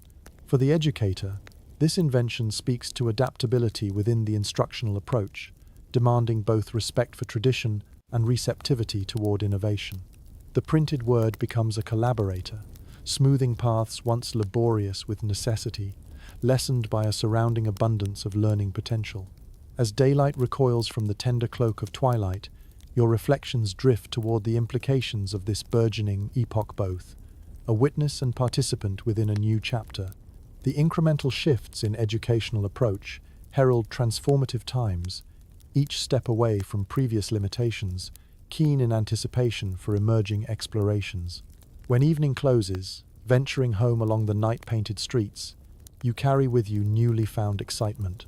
Illuminate the knowledge gathered and delivered afresh, seeing your role expanding amid the terrain of pedagogical progression, readying students for a world brimming with possibility. In slumbers enfold, dreams come alive with typography dancing through thought, potential realized beyond each waking state. Within dreamscapes inked, promise breathes boundless form scripts encircling the horizon, binding tomorrow's narratives unfettered by time. Upon waking, treasure the tome of New Age glow wherein the mind is doorway words, grace the passages of its purpose with ease, becoming maps drawn into the journey of learning's expansion.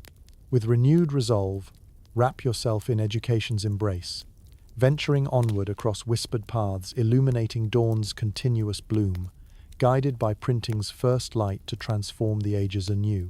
The morning light spills gently through your chamber's window as you tap into the energy of a new day.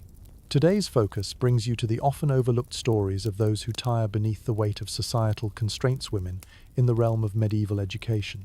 Their presence, though shadowed by the era's limitations, carves a complex narrative of determination and quiet impact within the world of pedagogy. In this time and place, formal education is largely a domain dominated by men, shielded by the confines of ecclesiastical control and societal norms that place women firmly within the home.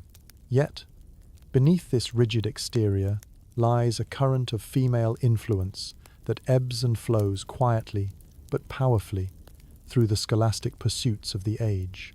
Imagine the resolve required for a woman to navigate this male-centric world, to become a learned apprentice in an abbey, or a caretaker of knowledge in a noble's household, stretching beyond prescribed roles with grace and resilience. In whispers and shadows, they serve as storytellers, passing along myths and moral tales that educate through the fabric of daily life, ensuring that learning transcends mere bricks and mortar. Historians still fiercely debate the extent of women's impact, weighing the visible contributions against the intangible influences of a gender often relegated to footnotes in the script of history.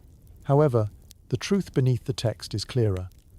Women have always been educators in essence, kings influencing through careful stewardship at times and at others subverting, pressing the boundaries of convention.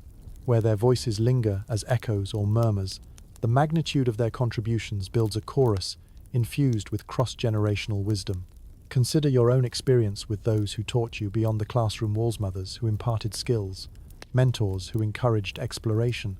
Now, expand that sphere to encompass the full weight of medieval society, where learning through everyday experiences blossoms under covert tutelage. Within the hallowed walls of the classroom, traces of these feminine influences peek through, encouraging a deeper understanding of societal norms while simultaneously challenging their confines. Monastic schools and nunneries serve as educational echelons where learned women emerge, their intellect making subtle ripples even when constrained to certain roles. Through these experiences, the dynamic interplay of knowledge and nurture forms multidimensional tapestries of learning. Women guide with deft hands, often encouraged by a father's library or a brother's studies, navigating life's complexities with recalled tales and tactile learning, a narrative revealed through nuanced application of wisdom glimpsed behind the veil. As the day progresses and culminating discussions unfold, each story from fabled heroines to subtle innovators enriches, the curriculum woven more by experience than formality. This approach embraces an unspoken ethos that education ably transcends singular dogma and institutional bounds. With evening unfurling the day's curtain and twilight draping the town in gentle hues, your reflection settles upon the quietly constant contributions of women throughout history. These influences molded the essence of human education, as surely and profoundly as more visible forces the breath of their legacy alive within the whispers of the learned and unlearned alike.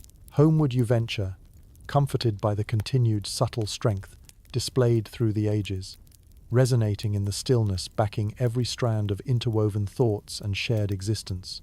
In gathering night's embrace, contemplate the inheritances bequeathed through nurturing tenacity, teacher guiding beyond title, shaping tomorrow from the delicate strength of a forgotten yesterday. Sleep arrives, serenaded by dreams twined with feminine wisdom, enfolding you in stories shaped by unsung heroines. They sing with promise of a world grown rich in understanding, where voices rise unshackled into new tomorrows to enkindle bright fires with knowledge anew. Awakening, embrace the fresh day fueled with gratitude for the intertwining paths shared across generations. Teach and learn as lamp-bearer of discovery a torch, drawing upon the timeless bond between memory and aspiration. With spring's burgeoning wealth, bring forth the light that dances within days unmeasured, nurturing hope into form and homage, where unsung melodies arise into the crescendo that echoes through an expansively awakening dawn. As the morning sun stretches its fingers across the sky, you find yourself contemplating an often underappreciated aspect of medieval education: the arduous path faced by students transitioning to the role of teacher. This journey often begins with the rigorous apprenticeship system, a grounding yet grueling experience that shapes the foundation of those aspiring to educate future generations. Today, we delve into the complexities of the apprenticeship grind, where learning is an endless cycle of instruction, imitation, and eventual mastery. In the medieval world, becoming a teacher is not merely about acquiring knowledge, it's about proving one's dedication through a stringent mentorship process. Imagine an environment where the future rests upon the ability to absorb vast stores of wisdom, memorizing text after text, while developing the patience and fortitude necessary for eventual independence. This isn't just a quest for intellectual proficiency, but a holistic endeavor that tests the mettle of character and commitment alike. Historians still argue whether the demands of this apprenticeship system fostered stronger educators by forcing them to earn their stripes, or if the overwhelming rigors stifled potential innovation. However, the apprenticeship endured as a timeless writer crucible through which theoretical learning was infused with pragmatic experience, preparing the novice educator for life's forthcoming challenges. Compare this with modern professional training, the hours, exams, internships required to gain proficiency, the hurdles that must be cleared before one receives certification. Multiply this journey tenfold, and you glimpse the magnitude of a medieval teaching apprenticeship, where rewards are hard-won and every skill is a testament to perseverance. Throughout this process, apprentices seldom shoulder unquestioning obedience. Through careful imitation of mentor teachers, they become skilled at navigating intricate lessons and social interactions, learning the nuance of tailoring instruction to suit diverse classroom personalities. The classroom transforms into a stage where they hone their pedagogy, their own critiques slowly ripening into personal teaching styles. As the day progresses, weeping across lessons punctuated by varied degrees of success, you recognize the unique pressure faced by these fledgling educators. Apprentices, shadowing seasoned teachers, glean wisdom as they dip their toes into the whirlpool of group dynamics, classroom management, and improvisational skills needed to uphold decorum amid the organized pandemonium that defines a scholastic setting.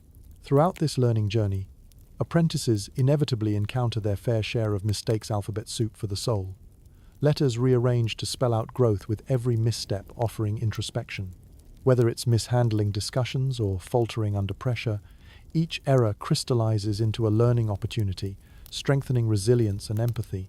With dusk finally ushering in its quiet embrace, shadows lengthen upon classroom floors, accompanied by the subdued laughter and chatter of departing students.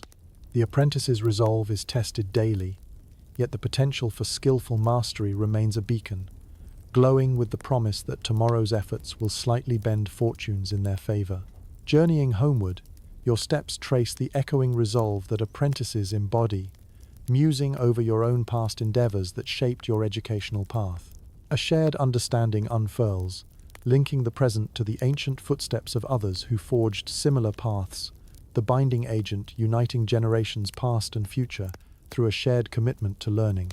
As you drift into sleep, dreams whisper with lessons learned beneath mentorship, coaxing new insights into play with grace. Within the folds of slumber lies the silent symphony of knowledge, an apprenticeship dance upon wisdom's expansive floor where trials and triumphs are choreographers, and the teacher's spirit rises to greet each dawning day anew. With the light of a new morn, greet opportunity with the apprentice's hunger each morning, a fresh quest for truth, ripe in promise to sculpt today into clay shoulder tilted across that boundless horizon. Teach with compassion even now. Walk alongside those whose brave steps join yours in the noble quest for sharing knowledge to embrace the unfolding future, one lesson at a time. As the first brushes of dawn illuminate the medieval landscape, you ponder the awakening of minds yours includadas. They navigate a time poised on the brink of change. Today, you're drawn to the winds of the Renaissance, a burgeoning era that begins to filter into the medieval classroom, subtly yet steadily altering the very nature of knowledge and teaching. This period marks the evolution of understanding, encouraging educators to broaden horizons, challenging old paradigms with new perspectives. In medieval times, the Renaissance is not a swift revolution, but a gradual transition, an awakening spurred by the rediscovery of classical knowledge, the soaring beauty of new art forms, and profound philosophical shifts. As a teacher, you find yourself positioned at the intersection of these epochs, tasked with intertwining medieval tradition with the nascent spirit of inquiry heralded by this dawn of rebirth. Imagine the influx of fresh ideas, arriving like ripples upon once still waters. New thoughts penetrate the walls of your classroom, posing questions that test the constraints of established norms and igniting curiosity among your students. The Renaissance is a call to Explorian invitation to not only look backward to the ancients for wisdom, but also to peer forward and envision what the future of education might encompass. Historians still debate whether this slow trickle of Renaissance ideals into medieval pedagogy was met with widespread enthusiasm or cautious skepticism. Nevertheless, the shift becomes inevitable. Curiosity, once sparked, has a way of spreading with a tenacity that defies containment.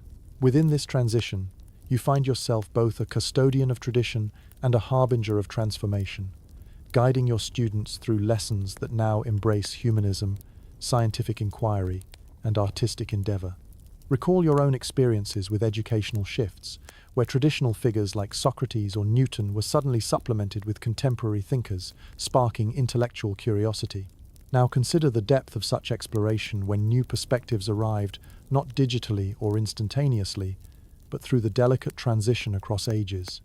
In your classroom, you begin fusing medieval scholasticism with Renaissance humanism, an approach that places emphasis on both faith and reason, logic and beauty. Teachings extend beyond scriptural interpretation to include rhetoric, poetry, and the emerging sciences. Each field of study unfurls its own tapestry of possibilities, encouraging students to question, critique, and create. As students engage with this wider world of knowledge, the classroom transforms. Discussions once bound by scholarly dogma now flirt with the breadth of human experience, emboldened by the new whiff of exploration and discovery. The circumstances encourage a curiosity-driven form of learning, nurturing intellectual ambition alongside ethical reflection and practical application. As day turns to evening, the steady rhythm of curiosity and questioning resonates through the classroom, a testament to how learning remains unyielding even amid epochal change. Students depart the room, with minds alive with possibilities, carrying both newfound insights and aged wisdom as guiding lights. Traveling home beneath the vast sky, you contemplate the Renaissance's promise, its potential to reshape the understanding of both teaching and learning. This evolution in perception offers renewed purpose and excites the possibilities of a future where knowledge flourishes, bridging dream and reality. Rest beckons, enfolding you in dreams enriched by images from ancient Greece to the bustling streets of Italy's influential city-siege vignette, speaking to the undying pursuit of enlightenment that transcends time. These dreams promise a landscape where education's realm continues to expand, extending tendrils into uncharted domains beyond constrained emblems. With the dawn's arrival, embrace your role as navigator through these waters of change. In weaving the lessons of history with reinvigoration from Renaissance thought, guide minds eager to explore the boundaries between the known and the unknown.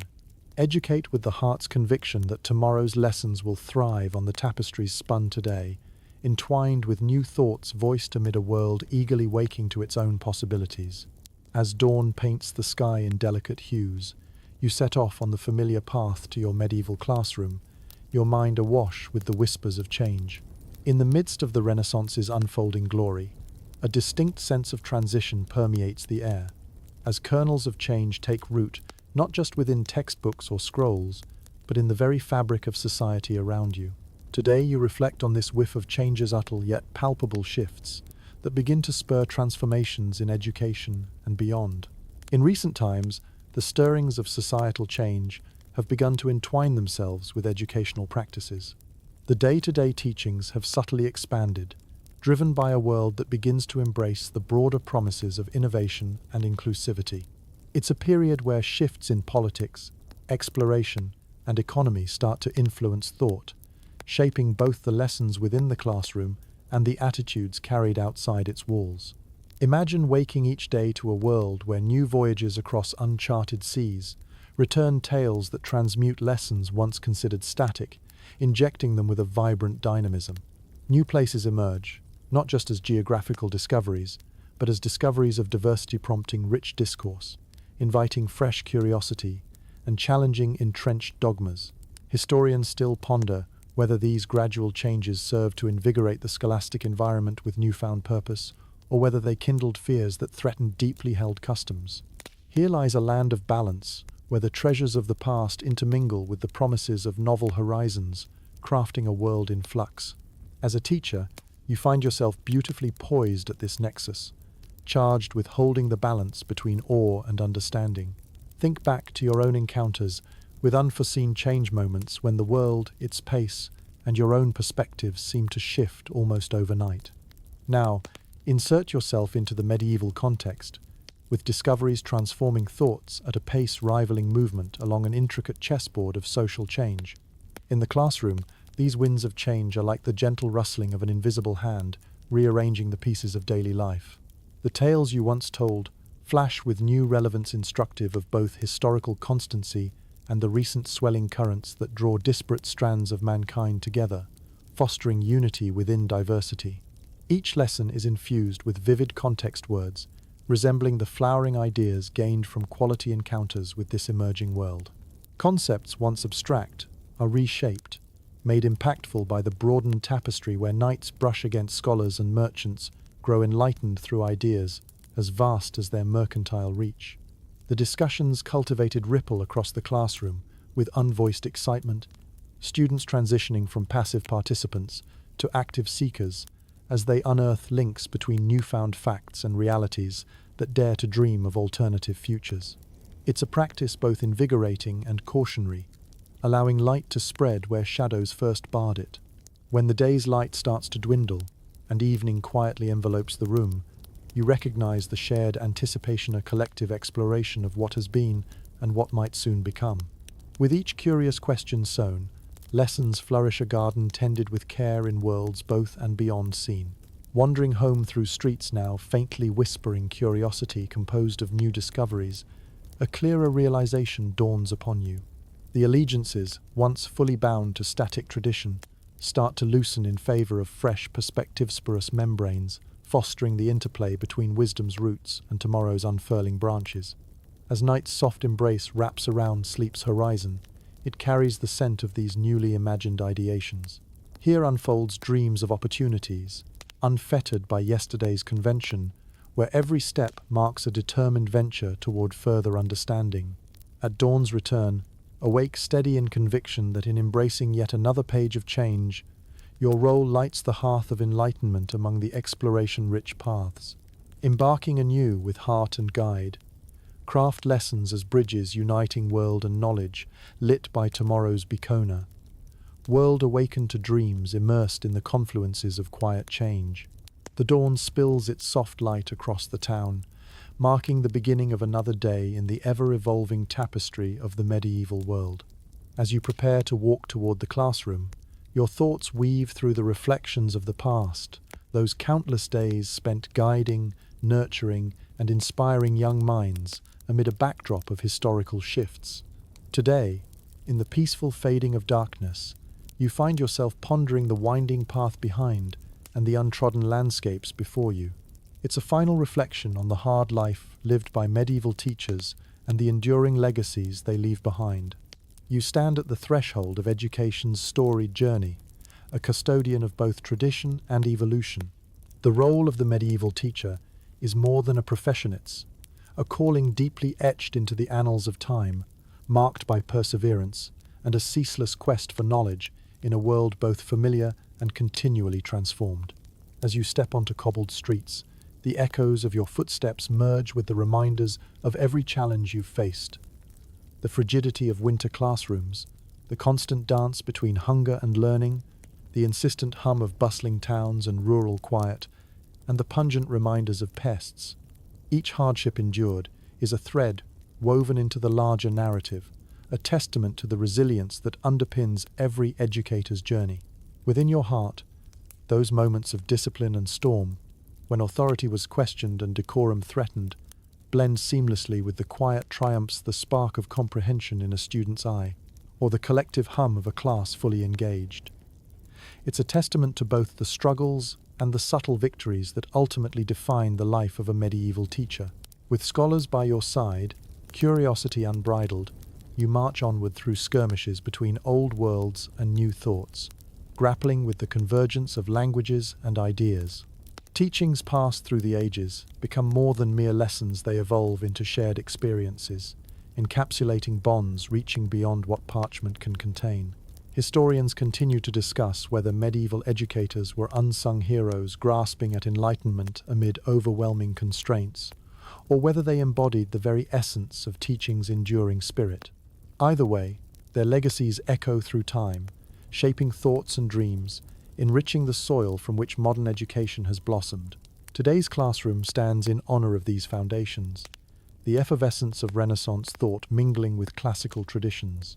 Lessons find their essence here, written as much in heart as they are in mind, where females forge paths ingrained and unnoticed, and where apprentices transform laborious learning into passionate mastery. The afternoon drifts into twilight as shadows gradually envelope the familiar space. You reflect not only on what has been imparted, but upon what you have received, insights shared, wisdom exchanged, and dreams transcending the confines of medieval sunsets and dawns yet seen. With your final turn homeward, feel the familiar embrace of comfort closing gently around you. The echoes of today, yesterday, and ancestral whispers meld into a peace that reassures, a quiet acknowledgement that the labor of love and knowledge is never solitary, but eternally shared across the ages. As the night descends, your dreams carry with them the poignant symphony of historical experience, carefully orchestrated serenade that promises tomorrow's enlightenment, illuminated by the candles of yore and starlit ambitions. As you drift off, commit to the enduring vow of tomorrow. Rest easy in the resolute certainty that, while the life of a medieval teacher teaches endurance, it likewise fosters hopier promise that extends unbroken into dawn's light. Softly now, let slumber wrap its peaceful arms around weary thoughts, and in its embrace find solace renewed, transcending every shadow-born struggle witnessed. In that quiet promise lies the enduring whisper of educational legacy, offering tales untold through a world opening before us in the sanctity of sleep. Sweet dreams.